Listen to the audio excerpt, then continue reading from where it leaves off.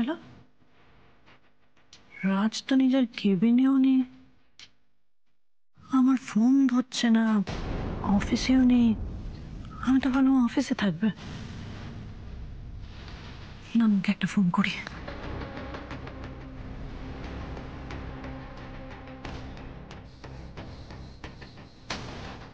না বিপাশা, তাড়াহুড়ো করে আগের মতন কোনো ভুল করিস না, একটা প্রবলেম হয়ে যেতে পারে। কাম ডাউন, একটু ওয়েট কর, একটু ওয়েট কর। Good morning madam. Good morning. Excuse me, Raj আসেনি কেন তুমি জানো কিছু? না ম্যাডাম, আমি তো কিছু জানি না। ওকে, তবে ম্যাডাম অঞ্জনদা জানতে পারেন, আমি কি ওনাকে ডেকে দেবো? হ্যাঁ ডেকে দাও। ওকে। রাজ তো কোনোদিন এইভাবে লেট করে না, কি হলো আজকে? Good morning madam. Good morning অঞ্জনদা। রাজ এখনো আসেনি, তুমি জানো কেন? না ম্যাডাম, আমি তো কিছু বলতে পারবো না। আসলে রাজবাবুর সাথে অফিসের কথার বাইরে আমার কোনো কথা হয় না, তাই আমার জানার কথা নয় madam. Shut up, just shut up অঞ্জনদা। একজন এমপ্লয়ি অফিসে আসছে না আর তুমি সেই ব্যাপারে কিছু জানো না? মাসের পর মাস টাকা নিচ্ছ কিন্তু কোনো কাজ করছো না। Sorry madam. এইটা তোমার ডিউটির মধ্যে পড়ে। এক্ষুনি ফোন করো, ফোন করে খবর নাও আর আমাকে জানাও, আমি ওয়েট করছি। Yes madam. সকালে আসতে না আসতে মুডটা অফ হয়ে গেল।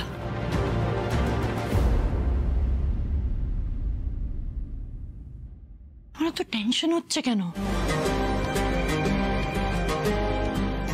আজ অফিসে কেন এলো না? আমাকেও ফোন করে জানালো না।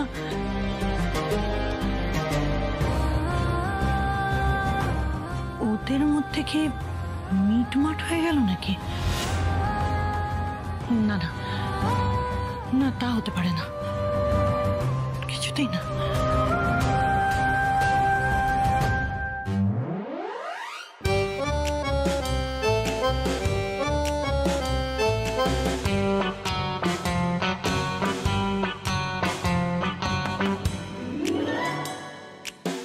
কি হলো শুভা, সকাল সকাল টিফিন কোটো নিয়ে কোথায় যাচ্ছ তুমি? কথাটা কি কানে যাচ্ছে না তোমার? আরে আরে সকাল সকাল টিফিন নিয়ে কোথায় যাচ্ছ? কটকট করে কি মুশকিল? আপনি কোথায় যাচ্ছেন একা একা? এত সবকিছু নিয়ে আমি হেল্প করবো, যাবো আপনার সঙ্গে। চলো চলো আমার সঙ্গে চলো, ব্যবসা করতে যাচ্ছি, ঘরে ঘরে খাবার দেবার, বুঝতে পেরেছো? হ্যাঁ, সময় পেছু ডাকবে, এদের সবসময় বলে যেতে হবে কোথায় যাচ্ছি না সব। আরে ব্যাপারটা তা নয়, আসলে তোমাকে তো এইভাবে কখনো দেখিনি, তাই একটু প্রশ্ন করলাম। সিও আমার মতো অবাক হয়েছে, বিশ্বাস করো। আমি এই পাড়ায় কারোর কাছে যেতে পারি না। হ্যাঁ, এই পাড়ায় আমার কোনো বন্ধু বান্ধব থাকতে পারে না, আমি কাউকে রান্না করে খাওয়াতে পারি না, তাই না? না না, আপনি পারেন মা, আমরা কিন্তু সেভাবে বলিনি, আপনি ভুল বুঝছেন। আমি তো ভাবতেই পারছি না, এ তো পৃথিবীর অষ্টম আশ্চর্যের মধ্যে একটা। মা তুমি কিন্তু আজকে পুরো বাদি রাখার মতন কথা বলছো। আস্তে আস্তে ও তুলি, দেখ না তোর মার জ্বরটা এলো কিনা, দেখ না। না তেমন লক্ষণ মনে হচ্ছে না। বলছি ক্যাপ্টেন, আমার হাতে একটু চিমটি কেটে দেখো তো মা, মানে আমি যা বললো সব ঠিক শুনলাম কিনা। ইয়ার কি হচ্ছে? হ্যাঁ, ইয়ার কি? বাড়ির ছোটদের সামনে আমাকে নিয়ে মজা হচ্ছে, বাড়ির মজার পাত্র হয়ে গেছি আমি। মা প্লিজ, আপনি শুধু শুধু রাগ করবেন না, আমরা কেউ আর কি করছি না আপনাকে নিয়ে। আসলে কি হয়েছে কি, ওই আপনি সকাল থেকে খাটাখাটনি করে এত কিছু রাঁধলেন নিজের হাতে, তারপরে এখন চলে যাচ্ছেন রেস্ট না নিয়ে, তাই একটু টেনশন হচ্ছিল আমাদের। আর কি টেনশনই করছে, মুখ দেখে তো বোঝা যাচ্ছে মজা করছে সবাই মিলে আমাকে নিয়ে। না না, একদম মজা না। শোনো না, আমি কিন্তু একটা অন্য কথা ভাবছি, জানো তো। মানে দেখো, তোমার কাছ থেকে কেউ যদি 1 ছটাক দুধ 2 চামচ চিনি নেয়, তুমি কিন্তু গলায় পা দিয়ে সেটা আদায় করো। সেই তুমি হঠাৎ এই টিফিন ক্যারিয়ারে খাবার নিয়ে খাওয়াতে যাচ্ছ। শুভা, আমার মতলবটা কি একটু শুনি। মাতলেবিদের কি আছে? আরে ধার করলে সেটা তো শোধ দিতেই হবে, তার মধ্যে নতুনত্ব কি আছে? কিচ্ছু না। আর এটা তো আমি নিজে থেকে কাউকে রান্না করে খাওয়াচ্ছি, কেন খাওয়াচ্ছি, কিসের জন্য খাওয়াচ্ছি, তার তো কারো, এটা তুমি বুঝবে না। তোমার তো কাজকর্ম কিছু নেই, ঘরে বসে বসে তুমি খবরের কাগজ পড়ো। আমাকে তো সংসারটা দেখতে হয়। এই যে আমি যাচ্ছি, কেউ কিন্তু আমাকে পিছু ডাকবে না। আমি যদি জাহান্নামে যাই সেখানেই যাব, পিছু ডাকবে না কেউ। আরে শুভা, শুভা শোনো শুভা, আরে শুভা কোথায় যাচ্ছ শুভা? শুভা বাবা হ্যাঁ ব্যাপারটা কি বলুন তো, মানে মা সকাল থেকে এত খাটাখাটনি করে রান্না করে নিয়ে কাদের খাওয়াতে গেলেন? আমিও বুঝতে পারছি না ক্যাপ্টেন, মানে তোমার মার সাথে এত বছর ধরে সংসার করছি আমি, আজকাল না তোমার মায়ের মনে কি চলছে আমি কিচ্ছু বুঝতে পারছি না। তুমি চিন্তা করো না, ঠিক চলে আসবে আবার। শোনো না, বলছি যে রাজকে চা দিয়েছো? হ্যাঁ একবার দিয়েছি, এতক্ষণে হয়তো ঠান্ডা হয়ে গেছে, ঘুম থেকে ওঠেনি তো, আর একবার দিয়ে আসি। আপনি বসুন, আমি জল খাবারও রেডি করছি সবার জন্য।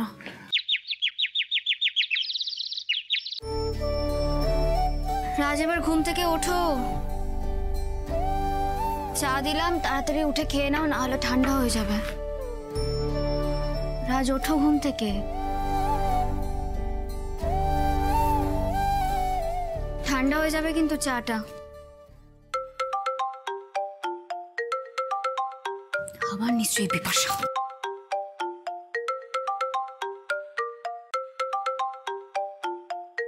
না এটা তো বিপাশার নাম্বার নয়, এটা তো unknown number.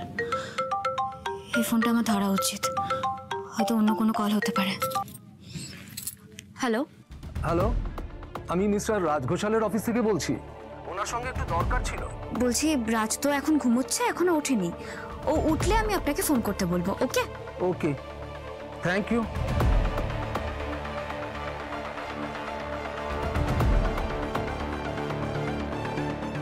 May I come in ma'am? Come in. Ma'am, রাজকে ফোনে পাওয়া যাচ্ছে না, ওনার স্ত্রী তুলেছিলেন, বললেন যে রাজ রেস্ট নিচ্ছে, এখন দেওয়া যাবে না। রেস্ট রেস্ট নয়, এটা শ্রীয়ের এক্সকিউজ। কতদিন কতদিন আমার থেকে দূরে রাখবে শ্রী, কতদিন? ঠিক আছে তুমি যা, আমি দেখছি। ওকে।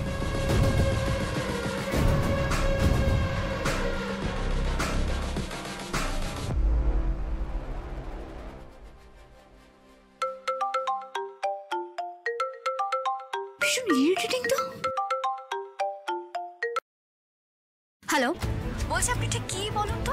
আপনি কোনো ম্যানার্স জানেন না তাই না? আপনি দেখছেন বারবার করে একজন আপনার ফোন রিসিভ করছেন, আপনি তারপরও কল করে যাচ্ছেন। রাজ কোথায়? শ্রী রাজ কোথায়? রাজকে ফোনটা দাও। আস্তে কথা বলুন, আপনি কিন্তু আমার সঙ্গে এভাবে কথা বলতে পারেন না। প্রথমত এটা আপনার অফিস নয়, আর দ্বিতীয়ত আমি আপনার কর্মচারীও নই যে আপনি আমাকে এভাবে হুকুম করবেন। আমি তোমার সাথে কথা বলতে ইন্টারেস্টেডও নই, আমি আমার কর্মচারীর সাথেই কথা বলতে চাই। ওকে ফোনটা দাও। ভেরি সরি, আপনার কর্মচারী এখন ঘুমোচ্ছে। এখনো ঘুমাচ্ছে? ওর শরীর খারাপ নাকি? আচ্ছা আপনি আমাকে একটা কথা বলবেন, আপনার স্টাফেরা যদি অফিসে না আসে আপনি কি প্রত্যেকেরই ঠিক এভাবেই খোঁজ খবর নেন এত ডিটেলে? এত কথা জবাবদিহি আমি করতে পারবো না শ্রী। জবাবদিহি তো আপনাকে করতেই হবে। আর তাছাড়া আপনি রাজের ব্যাপারে এত কেন খোঁজ খবর নিচ্ছেন বলুন তো? আপনি আমার থেকেই আমার স্বামীর ব্যাপারে এত ডিটেলে জানতে চাইছেন, আর আপনি এক্সপেক্ট করছেন আমি কোনো প্রশ্নও করব না, শুধু আপনার কথার উত্তরে ইয়েস ম্যাডাম নো ম্যাডাম বলে ফোনটা রেখে দেবো। এটা তো হতে পারে না তাই না? হু আর ইউ? তুমি কে? তুমি কে শ্রী? তোমার তোমার যোগ্যতা কি? আমি মিসেস ঘোষাল, রাজের ওয়াইফ, রাজের স্ত্রী, রাজের বউ। আর কিছু শুনবেন?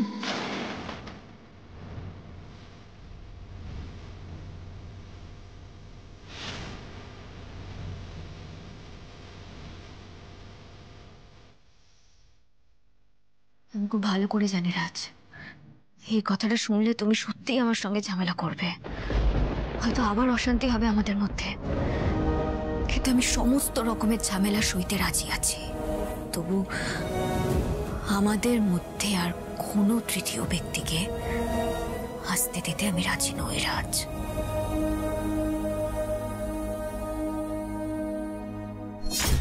আমাকে আমাকে এইভাবে কথা শোনালো? ও জানে না ও কার সাথে কথা বলছিল? এত সাহস, ওর এত সাহস! আমি তোমাকে দেখে নেবো শ্রী, দেখে নেবো আমি তোমাকে।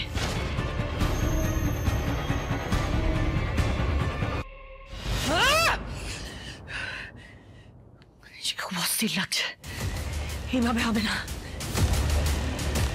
আমি এক্ষুনি রাজের বাড়ি যাব, তারপর দেখবো কার কত সাহস।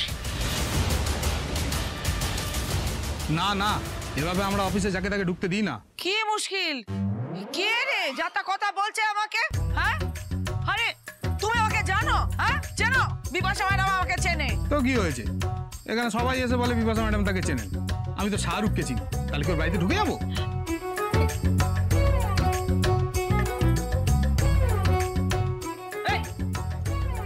তুমি ইয়ার কি বাচ্চা? হ্যাঁ, তুমি জানো বিপাশা ম্যাডাম আমার আত্মীয় হয়? আমাকে একদম আটকাবে না, যেতে দাও আমাকে। না, যাবেন না।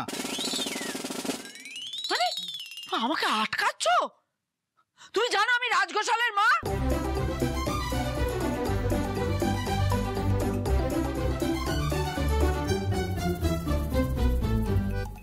বাবা, ছেলের নাম নিতে সবাই সেলাম ঠুকছে।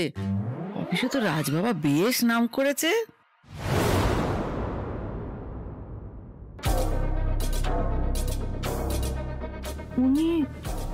উনি অফিসে কি করছেন? তার মানে কি গতকাল ওদের বাড়িতে কিছু ঘটেছে যেটা উনি জানতে পেরে অফিসে এসেছেন? আন্টি, আপনি এখানে? উনি আমার সাথে আছেন। কে কে কে? এদিকে আসো, এদিকে আসো। দেখলে দেখলে তো? হ্যাঁ, উনি আমাকে চেনেন? হ্যাঁ, ইনি এবার এসেছেন আমাকে আটকাতে। চলো তো মা, এসো, এদিকে আসো।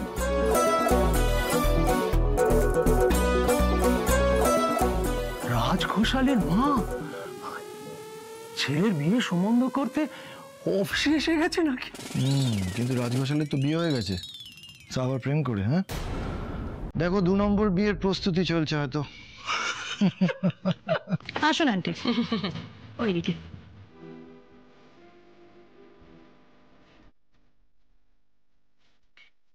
বাবা, মালকী কত বড় লোক, এত বড় অফিস, হাত বাড়ালেই তো লাখ লাখ। একবার যদি এই মালক্ষীকে ঘরের লক্ষ্মী করতে পারি না, তাহলে তু হাতে রোজগার করবো, আর সবার আগে ওই মেয়েটাকে তাড়াবো। আন্টি, হ্যাঁ এইদিকে। হ্যাঁ, চল। আসুন আন্টি, ভেতরে আসুন। আবার ধরে দরজার কাছে লোকটা ভারী ঠেটা। বলছি আমি ম্যাডামকে চিনি, ম্যাডামকে চিনি, কিছুতেই বিশ্বাস করছে না। ভাগ্যিস তুমি এলে, তাই ঢুকতে পেলু। আপনি কিছু মনে করবেন না আন্টি, আসলে আপনাকে চিনতে পারিনি। আই এম সো সরি, আপনাকে ওয়েট করতে হলো। ঠিক আছে ঠিক আছে, এই ও মেরেছে কলসির কেন তা বলি কি এম দেবো না। আচ্ছা, আপনি হঠাৎ অফিসে আন্টি? আর আসলে দুঃখের কথা কি বলবো মা, তোকে বড্ড দেখতে ইচ্ছে করছিল, কিন্তু তুমি তো আর গরিবের ভিটেতে আসবে না, তাই। এইভাবে বলছেন কেন আন্টি? আমাকে আপনি ডেকে নিতে পারতেন, এত ভারী ব্যাগ বই নিয়ে এলেন। না না, তোমার কাছে আসছি, খালি হাতে আসতে পারি নাকি, তাই আজকে সকালবেলা রান্নাঘরে ঢুকে ভালো মন্দ রান্না করেছি। তুমি খাবে তো মা? না না, ডাল মে কুছ কালা হ্যায়। কিছু তো একটা খটকা লাগছে আমার। এই মহিলা হঠাৎ করে খাবার নিয়ে অফিসে চলে এলো, ব্যাপারটা কি? রাজ অফিসে আসেনি আর উনি অফিসে চলে এসেছেন আমাকে খাওয়ানোর জন্য। Something is wrong Bipasha, something is wrong, যা তোর চোখের আড়াল হয়ে যাচ্ছে। কি হলো মা, কি ভাবছো? সব খেতে হবে কিন্তু।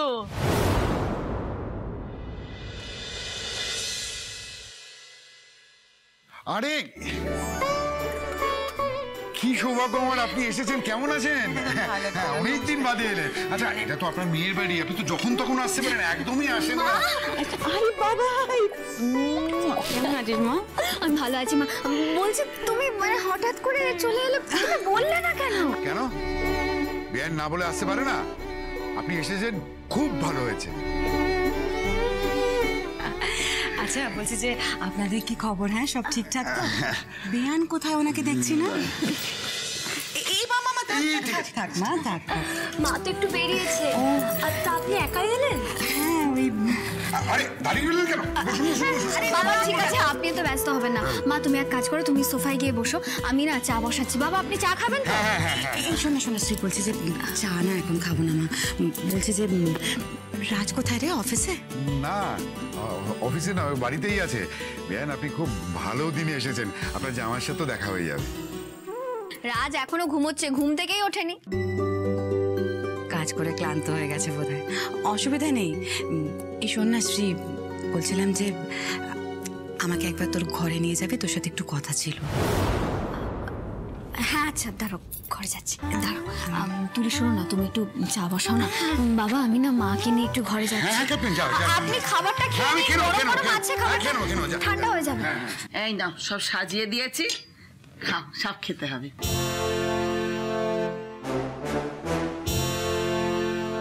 ও গড, এখন এইসব খাবার আমাকে মুখে তুলতে হবে নাকি? এই খাবার তো আমার বাড়ির কাজের লোকও খাবে না, আমি এই খাবার মুখে তুলবো কি করে? কি হলো, কি ভাবছো? হ্যাঁ লোভ হচ্ছে, হ্যাঁ কোনটা আগে খাবে? না না আন্টি, এতগুলো খাবার একসাথে। আরে এতগুলো খাবার কি, তুমি এত লম্বা মেয়ে, তুমি পারবে না, তুমি ঠিক পারবে না, খেয়ে নাও। বুঝতে পেরেছি, লজ্জা পাচ্ছ তাই না? আচ্ছা ঠিক আছে, আমি মুখ ঘুরিয়ে থাকলাম, নাও খেয়ে নাও।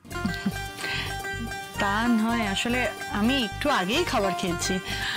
না আমি ওরকম কোনো কথা শুনবো না, তোমাকে খেতেই হবে, খেয়ে নাও। কিন্তু এত খাবার আমি খেতে পারবো না। কষ্ট করে রান্না করে এনেছি, তুমি খেতে হবে, আমি কোনো কথা শুনবো না, খেতে হবে তোমাকে। আচ্ছা আচ্ছা ঠিক আছে।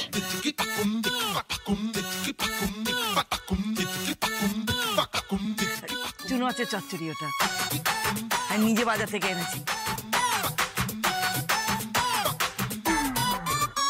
খাও খাও খাও খাও।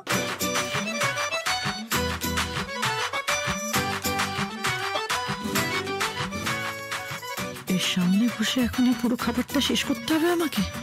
এটা ভাবলেই তো আমার এখন গা গুলি উঠছে। কি কেমন, ভালো না? জানতো না, একটু না একটু না। না ঠিক আছে, খুব ভালো আছে আন্টি।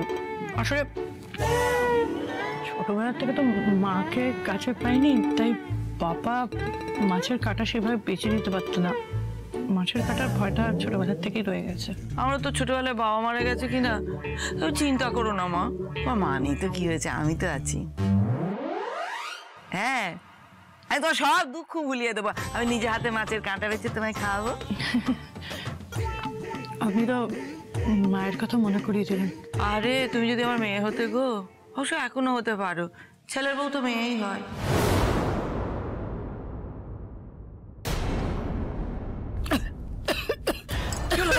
কি হলো কি হলো, জলদি জলদি, কোন অলক্ষণে অপয়া মেয়ে যে তোমার নাম নিল কে জানে, কোন অলক্ষণে নাম নিয়েছে। চল খাও চল খাও চল খাও চল খাও, হ্যাঁ খাও খাও।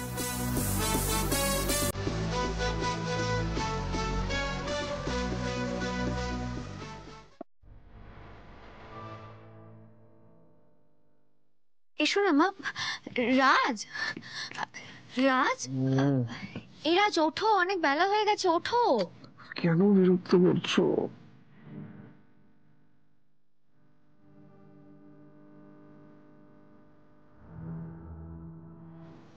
রাজ মা এসেছে আমাদের সঙ্গে দেখা করতে, ওঠো।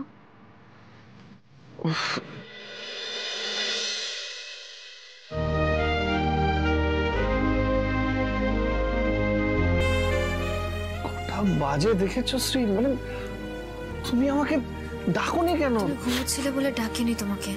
এবার অফিসে যেতে আরো লেট হয়ে যাবে, তোমার কি কোনো কাণ্ড জ্ঞান নেই? আচ্ছা ঠিক আছে, তুমি ফ্রেশ হয়ে এসো, আমি দিচ্ছি হাতে হাতে সবটা।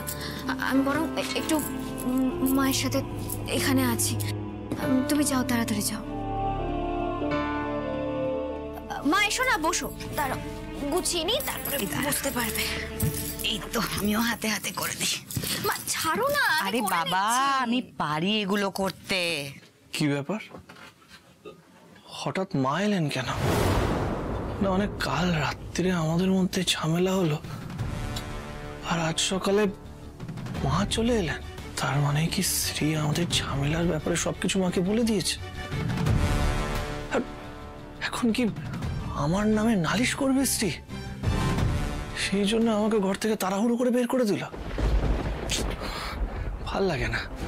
না, আমাদের দুজনের ব্যাপার কি আমাদের মধ্যে থাকতে পারে না? মানে সবকিছু কি, আর এখন এখন আমার নামে নালিশ করবে?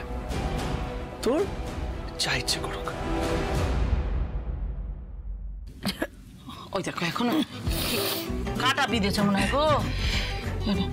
দাঁড়ো দাঁড়ো দাঁড়ো দাঁড়ো, এনো এনো এনো এনো এনো, হা করো হা করো হা করো হা করো, আরে হা করো না, এনো। চিবোবে না, একেবারে গিলে ফেলো, কাঁটাটা চলে যাবে। হ্যাঁ,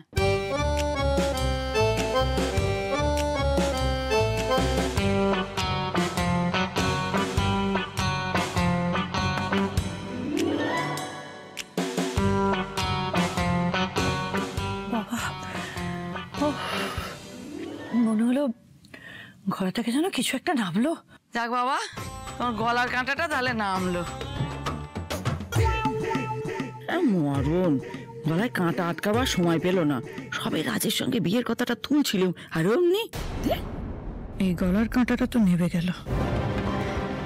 এখন আপনাদের বাড়িতে আমার যে গলার কাঁটাটা রয়েছে সেটা নামানোর ব্যবস্থা করতে হবে।